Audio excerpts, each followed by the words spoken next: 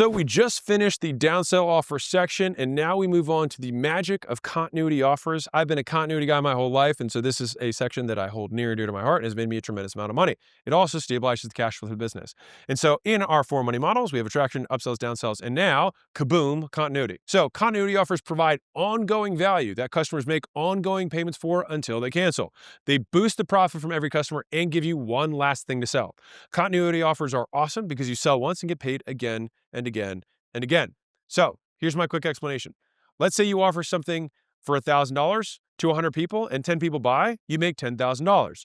10 times $1,000. Okay. Now, let's say that you talk to the same 100 people, but you make your $1,000 thing $50 a month instead. And at $50, we can get 40 out of the 100 to buy. And if you keep those people for 20 months, you still make $1,000 from each customer. So you go from making $10,000 now and $0 over time to $2,000 now and $40,000 over time. And as an added bonus, in the first example, if you only sold 10 customers, you'd only have 10 customers to upsell later. If you use a continuity offer and sold 40 customers, you'd have 4 times the customers to upsell later, which is a massive difference. This is fundamentally why people do continuity. You can sell more people at a lower price, you can still collect the same LTV, and you get 4 times the customers to upsell later. The pros are, you can attract more customers compared to something more expensive. The cons are, but you make way less money now, which makes it tough to use as an attraction offer on its own, which is why we put it last, or at least why I tend to put it last. So the TLDR is that by making continuity offers last, we get the best of all worlds. We get cash today from attraction offers, upsell offers, and downsell offers, and we get a little cash today and tons of cash tomorrow from continuity offers. Note, to be clear, you can make continuity offers whenever and however you want. There are no rules. All right, they can attract new customers, upsell and downsell current customers, or re-engage old customers. Same as all the others. So the objective here for continuity offers within the money models that I explained is to maximize lifetime value per customer. These have lower absolute gross profit, but higher gross margins oftentimes. There are 3 topics we will cover: downsell the upsell, calculating back of napkin LTV, and big head long tail. So let's rock through it. So downsell the upsell. So this is my 2 cents. I found it works best to downsell your upsell. So get more cash up front, sell shorter duration, and then add value and then sell it for less. All right, so when I explained this, I had my $16,000 16-week thing, $1,000 a week, and then I'd say, hey, let me give you 5 times the value, and then it's less. And people are like, whoa, but I extended the term. So that's how I downsold my upsell. A lot of times people want to increase the price of the upsell. There's nothing wrong with that. This is just an alternative method that I found worked really well. My challenges in the beginning was $600 for 6 weeks. And then back end, we'd sell $200 per month. So it's less. So one is $100 a week, one's $50 a week. It's half the price. And as a member, you get all these benefits, right? And so I like the downsell, the upsell process, because if they said yes to this thing, they're like, oh, this is an even better deal. And then we convert even more of them. All right, so here's how it sounds. So have you enjoyed everything so far? They say yes. Mind if I tell you about a way to save a little bit and get a lot more? They say yes. You say, so given you've enjoyed X, Y, and Z, we want you here for the long term. So here's what we're going to do. If you're in this with us for the long term, we want to reward you with even more stuff and do it for less. You in? Great. That's the sale. It's very straightforward. So people think about monthly cash flow more than they think about duration. So we had 3-year contracts. So the total contract value was way higher than the 16 weeks, but the monthly payment was significantly lower. And so this is the power of commitments and contracts. It can significantly increase LTV if you deliver value. So that's downsell the upsell. Now let's talk about calculating back of napkin LTV. So the simplest way to do this is look at your price, divide it by your monthly churn, and that gives you your lifetime revenue. Remember, we still have margin on this. We still have some cost of delivery. Now, the gross margin times lifetime revenue equals your lifetime gross profit. So for example, let's say our price minus our cost of goods times 100% equals our gross margins. So let's say we have a $100 price, $20 cost of goods times 100 equals 80% gross margins. Okay, so now we take our 80% gross margins, we multiply it by our lifetime revenue, and we get $800 of lifetime gross profit. That's how much we make per customer over lifetime.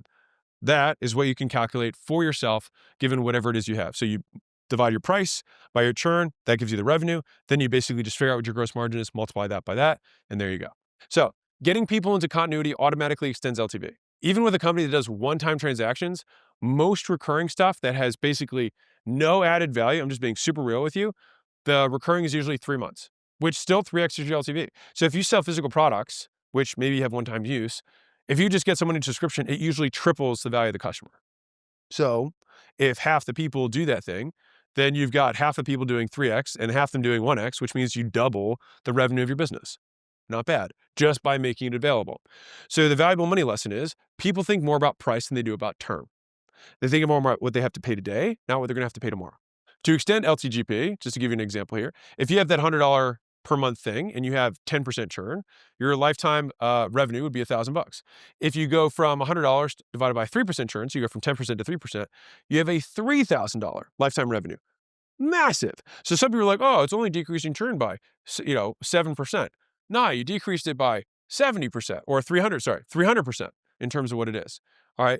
And so churn is how many customers leave monthly from the ones who started the month by percentage. So if you want big LTGP, conquer churn. Make this number, the people who cancel every month, go down. And the amount that you make from that is unbelievable. So that's back of napkin LTV.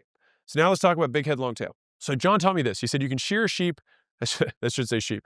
You can shear a sheep. You can shear a sheep for a lifetime, but you can only skin it once.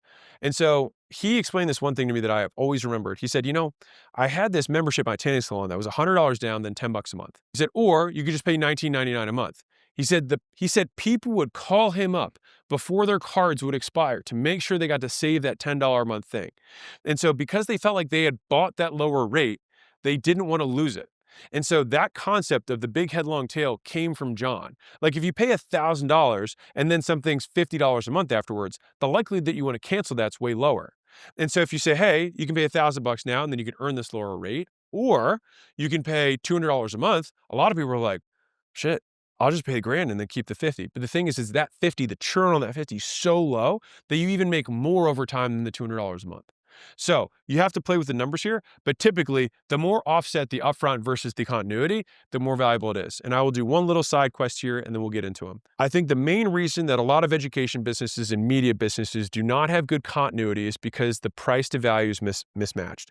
If I teach you arithmetic the day before you learn arithmetic, it's unbelievably valuable. You learn, you will be able to do mathematics in the world. How valuable is that?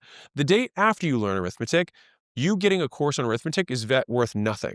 And so the problem is that a lot of media and education businesses will take that continuity concept that I talked about earlier, like, well, I could sell way more people. But the problem is that the value diminishes precipitously with information, because once you've learned something, you've learned it. You've extracted the value. And so the way that I like to think about this is that either you sell bulk payments up front, so you sell annual memberships, which I'm obviously a big fan of, or you can sell one-time prices for things that deliver one-time value, and then you'd have much lower continuity for things that deliver ongoing value. And so you basically break apart the things that are one-time value versus consumable value. And I'll give you an example.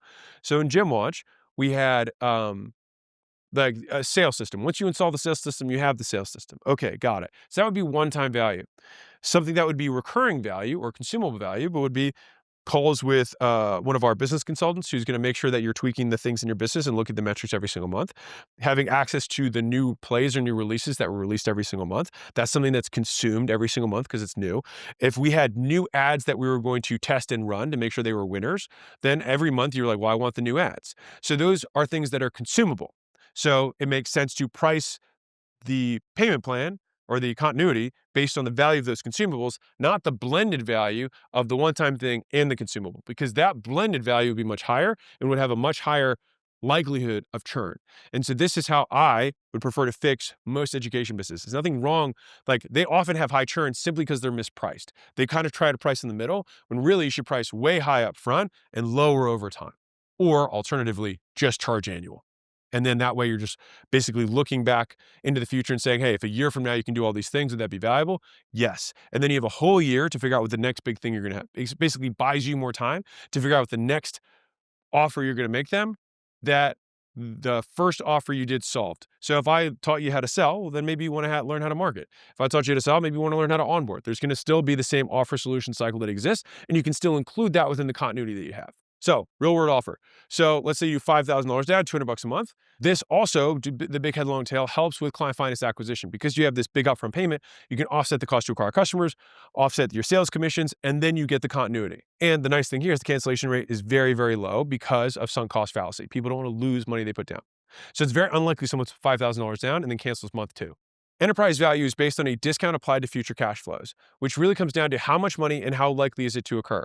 And so for you to have a very big business, you want lots of money that's going to happen in the future, that's very likely. That gives you a big multiple on the value of your business. If you have very little money and it's very unlikely to occur, then it's a small multiple or none at all. So this features into how likely will we retain customers, retain revenue, and have that increase over time.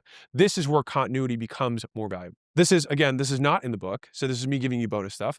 There's a difference between recurring and reoccurring revenue. So Netflix is recurring. Think memberships. Coca-Cola is reoccurring. I am a Coca-Cola product buyer. I buy lots of their drinks, and I do that on a regular basis, but I don't have a fixed membership, but I reoccur. Both are great. The key with this one is that you just need to demonstrate that, hey, for example, there's a sauce company that I like, and I've bought their sauce for like 4 straight years, and I use it every single month. I go through 3 or 4 bottles a month, and I've been using for years. And sure as hell, you can bet that they can calculate that the average person who buys a bottle over time buys another 20 bottles. That makes it a very valuable business. Company 1, let's say that's got a top line of $10 million, EBITDA 3. Company 2 is $10 million and $3 million in EBITDA. Okay, this one's all transactional. You might get a 4x multiple. This is all recurring, and based on how much you retain it, it might be worth 8 to 15 times. So it's 24 to 45 million. So between 12 and 24 to 45, that's a hell of a lot more money. So this is problems worth solving. And so if they stay, buyers will pay. And when I say buyers, I mean investors. So my personal note is that you sleep great, this is me telling you personally, when you know on the first of the month that all your bills are paid and your profit is already locked in and everything else you have is gravy. And so recurring/continuity equals stability, which is why it's the 4th pillar of this. It's also the thing that will usually make your company the most valuable. So have I sold you, hopefully, on adding some recurring element to your business? Great. So let's get to the 3 best combinations that I've seen and used. Continuity bonus offers, continuity discount offers, and then the waive fee offer. All right? So let's rock and roll. And now we do bonus offer.